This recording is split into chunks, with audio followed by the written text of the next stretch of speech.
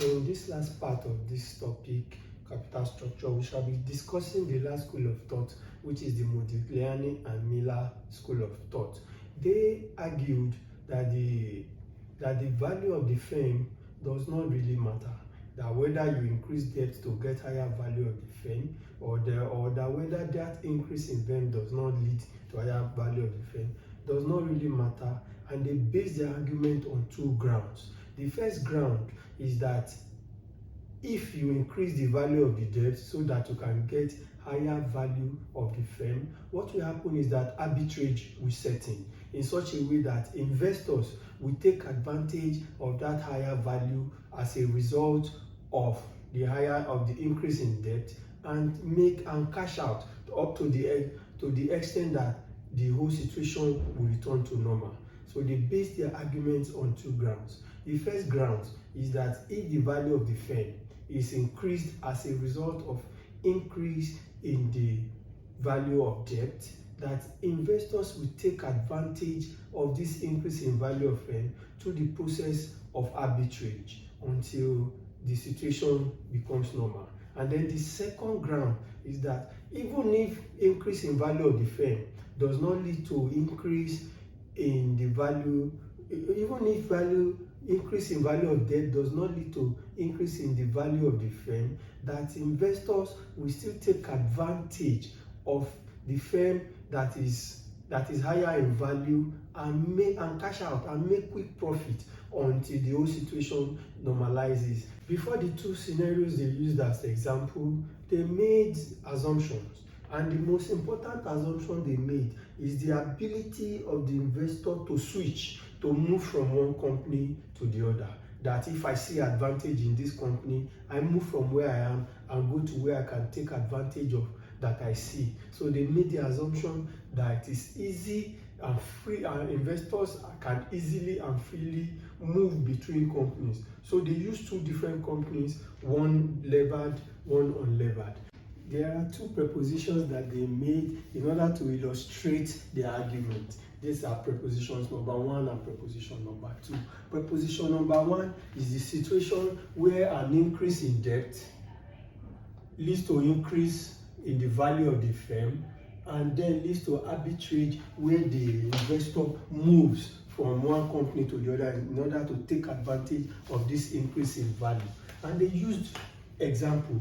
Let me use the example. Let me now illustrate with example that we have two companies, XYZ Limited and ABC Limited.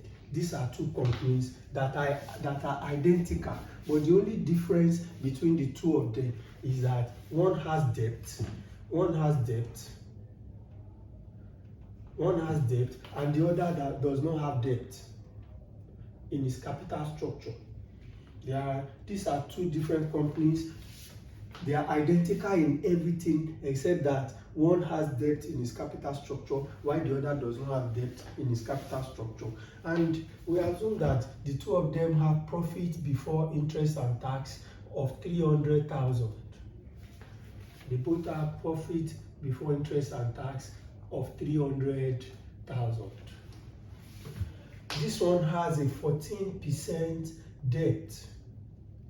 That's a 14% debt worth 800,000, while this one does not have debt at all.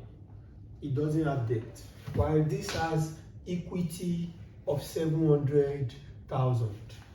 This one has equity of 1 million. So the value of this firm is 1 million.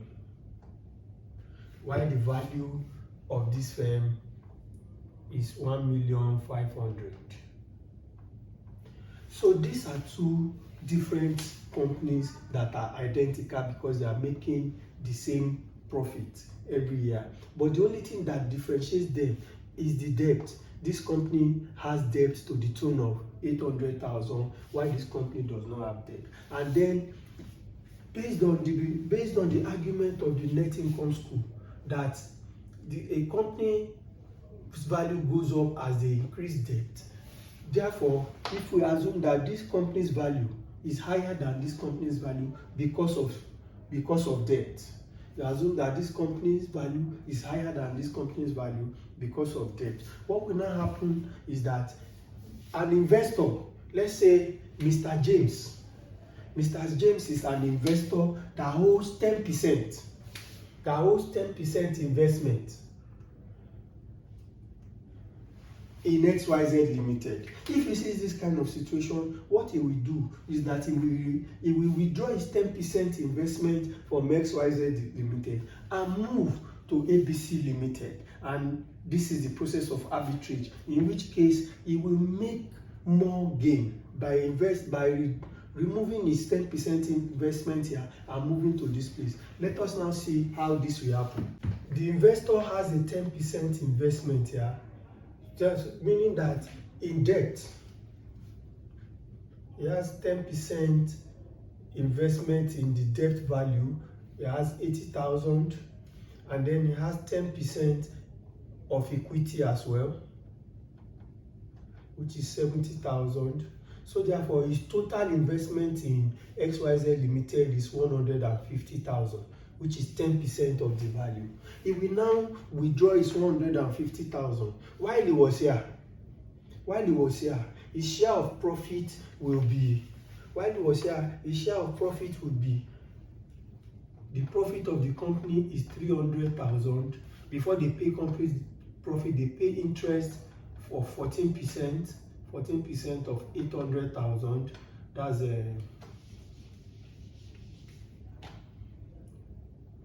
profit is 300,000, and then 14% of 800,000 is 112. So they have 188,000 as profit available. So his share of profit, he will take 10% of this share of profit because he owns 10% of the company. So what he will have is 10% of 188,000, which is 18,800. This is the share of profit the investor will get. This investor will get 18,800 as share of company from XYZ Limited. Why? Because he invested 10%. He owns 10% of the total value of the company, which that 10% amounts to 150,000. So what he will do is that he will withdraw his 10% investment in XYZ Limited and come to ABC Limited. He will withdraw his 10% and come to ABC Limited. If he comes to ABC Limited to invest that same 10%, he will be investing 10% of the value of ABC Limited. So he will be investing 100,000. So if you look at what is taken away from XYZ Limited and coming to ABC Limited, he's taking away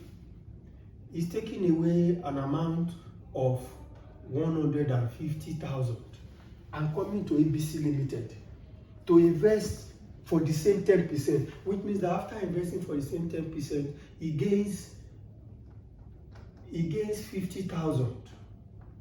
He already gains 50,000 by moving from XYZ Limited to ABC Limited. Now he's in ABC Limited. ABC Limited will now share profit to him.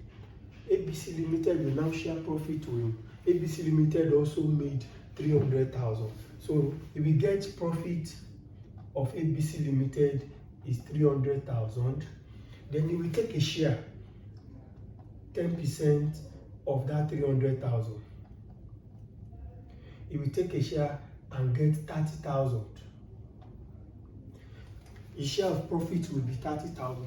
But because he moved from XYZ Limited, and when he was moving, he got 80,000 here and 70,000 here. This 80,000 he got here is a form of debt. So it will be, the interest on it will be deducted. So they will take interest, less interest of 14% of 80,000 that he went away with from here. So if they take the 14% of the 80,000 that he went away from here as interest, that's 11,000 200. If you deduct that, you have 18,800.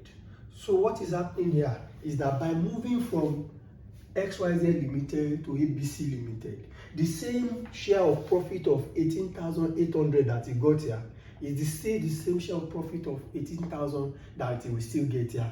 But that the difference is that he would have made a gain of 50,000.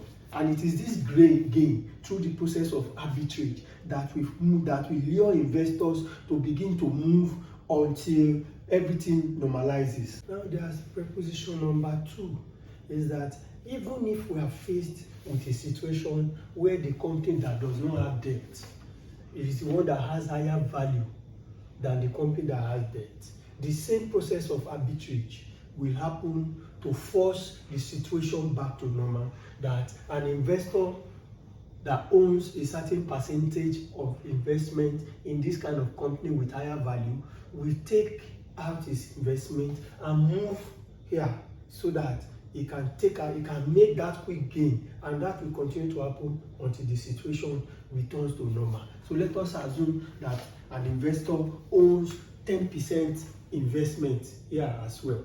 It means that that investor owns 10% of 1.2 million, which is 120,000. So it takes then if he wants to take a share of profit here, share of profit is he will get 10% of 300,000.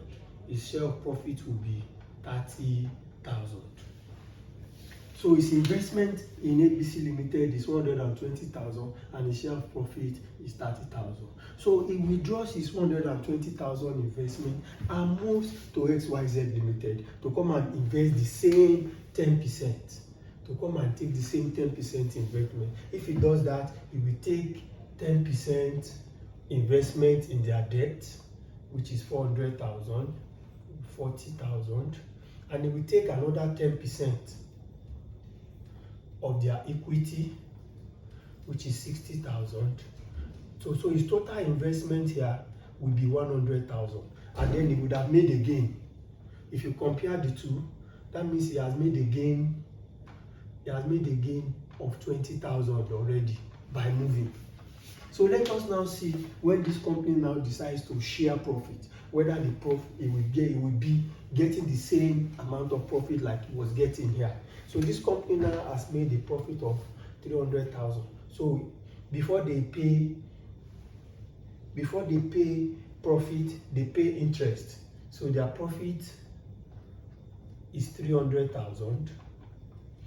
They pay interest, which is 14% of 400,000.